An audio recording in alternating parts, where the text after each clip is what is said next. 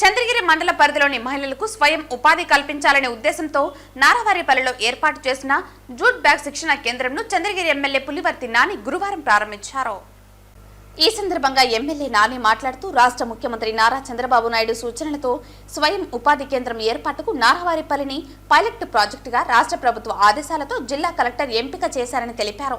రాష్ట్ర ముఖ్యమంత్రి నారా చంద్రబాబు నాయుడు, నారా లోకేష్ బాబు ఆదేశాల మేరకు రంగంపేట నుండి భీమవరం వరకు ఉన్న గ్రామాలలోని మహిళలకు స్వయం ఉపాధి అవకాశాలు కల్పించాలనే ఉద్దేశంతో మొదటిసారిగా నారావల్లిపల్లి గ్రామాన్ని ఎంపిక చేసినట్లు వివరించారు.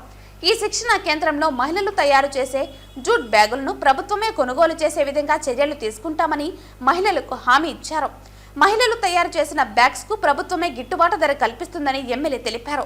గత 5 సంవత్సరాలుగా పాలకులు మహిళలకు, యువతకు ఎటువంటి ఉపాధి అవకాశాలు కల్పించలేదని దాన్ని దృష్టిలో ఉంచుకుని రాష్ట్ర వ్యాప్తంగా ఉద్యోగ ఉపాధి అవకాశాలు కల్పనకు కూటమి ప్రభుత్వం శ్రీకారం చుట్టిందన్నారు.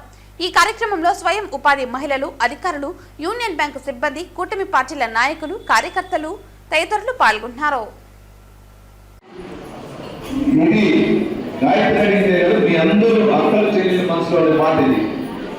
ఎందుకంటే గత 2019లో ట్రైనింగ్ ఇచ్చారు, మళ్ళా రాలేదు, ఈ రోజు ఇచ్చారు. అప్పుడు చేసే టైంలో మా ప్రభుత్వం పోయిందట. ప్రభుత్వం పోయిన తర్వాత ఈ 4 రంగంపేట నుంచి భీమవరం చంద్రగిరి మండలం ఉంటారు కదా, చంద్రబాబు నాయుడు గారి సొంత మండలం అని ఇక్కడ పనిచేయాలి. ఏదో నామకే వాసు వచ్చినామా, రిబ్బన్ కటింగ్ చేసుకున్నామా, లేదా ఇంకోటి జరిగి ఉండొచ్చు. నేను గతం మాట్లాడాల, ఇప్పుడు జరిగే చట్టం ఇది పైలట్ ప్రాజెక్ట్ చేస్తున్నాం. మనం 2039 తెలుగుదేశం ప్రభుత్వం ఉంటుంది. మీ గంటాబద్దంగా చెప్తాను, మీ అందరి ఆశీర్వాదం నేను ఎమ్మెల్యే ఉంటా. మీకు ఏ విధంగా మన వైఎస్ఆర్ రాకేష్ గారు చెప్పిన విధంగా పెద్ద గారు చాలా రోజు వచ్చిన రోజు కూర్చొని ఎట్లా చేయాలని ప్లాన్ చేసి ముందుగానే అనుకున్నారు.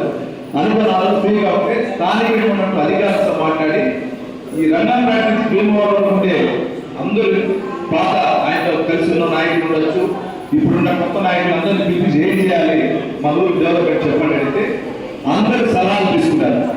తీసుకొని ప్రతి ఇంటికి పార్టీల అతీతంగా Telugu Desam, YCP, Congress, BJP, Janasena, CPI, CPM పార్టీల అతీతంగా చేద్దాం అనుకున్నాం.